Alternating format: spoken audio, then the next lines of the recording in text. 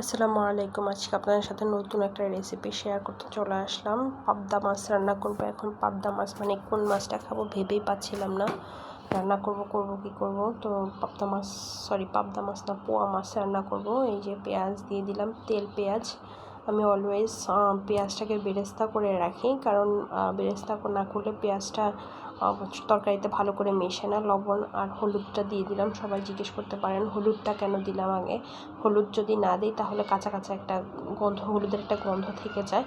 আর সাথে লবণটাও দিয়ে দিই, যাতে পেঁয়াজটা, লবণটা দিলে আর কি পেঁয়াজটা তাড়াতাড়ি বেরেস্তা হয়। এই জন্য আর কি দুটোটা একসাথে দিয়ে দিই। এবার এখন আমি বেরেস্তা করে নিচ্ছি।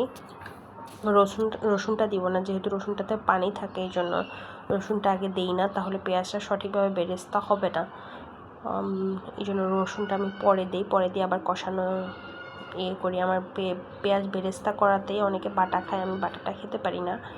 কে বাটাটা খেতে পারেন, পেঁয়াজ বাটা, আমি একটু জানিয়ে যাবেন। এই যে আমার অলমোস্ট হয়ে আসছে বেরেস্তাটা। হলুদের কারণে বোঝা যাচ্ছে না, বাট হয়ে আসছে। এখন একটুখানি পানি দিয়ে নিলাম। রসুনটা সামান্য বেশি দিলাম না, আবার অল্প দেইনি। 1.5 চামচ রসুন দিয়ে দিয়েছি, টেবিল চামচের 1.5 চামচ রসুন দিয়ে দিয়েছি। যারা রান্না পারো না তারা কিন্তু আমার থেকে শিখতে পারো, আমাকে কমেন্টস করবে, আমি তোমাদেরকে সুন্দর ভিডিও পাঠিয়ে দিব পার্সোনালি। তো এই যে সুন্দর করে রেসিপি চলছে, দেখতেই পাচ্ছ। ভিডিওটা ফাস্ট করে দিয়েছি। কষানো মশলা মোটামুটি রসুনটা দিয়ে কষানো শেষ। সামান্য একটু লবণ আর পানি দিয়ে এবার মাছটা এখন দিয়ে দিব। পানিটা যে গরম হওয়ার পরে এই যে আমি মাছটা এখন দিয়ে দিলাম।